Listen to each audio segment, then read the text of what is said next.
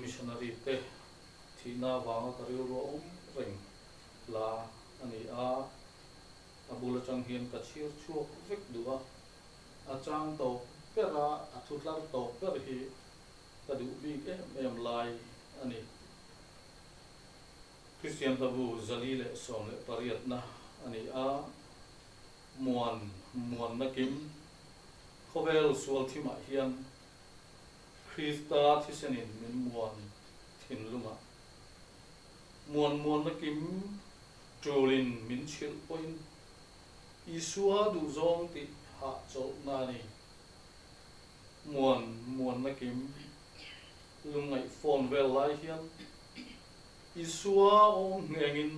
muan na ani e muan na kim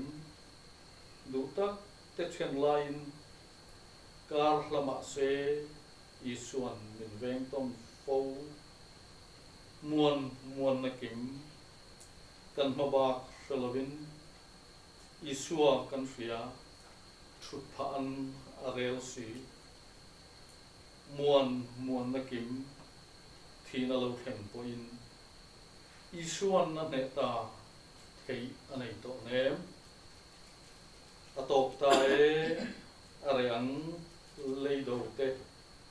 muan na kima isuan min ko lutan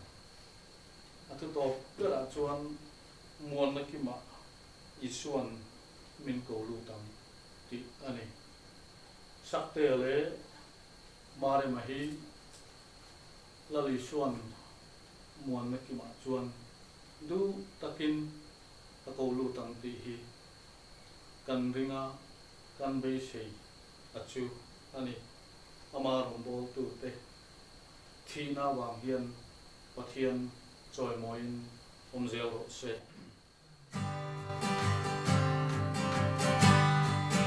ni kangai lo sayo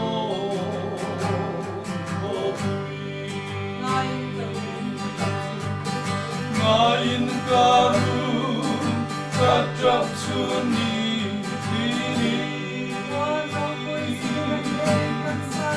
Tuan Rompulisi Winan lengkang sate Katan munau ben sudah masuk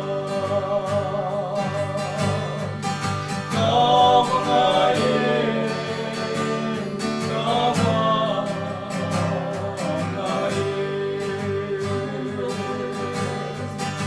Amun rau pui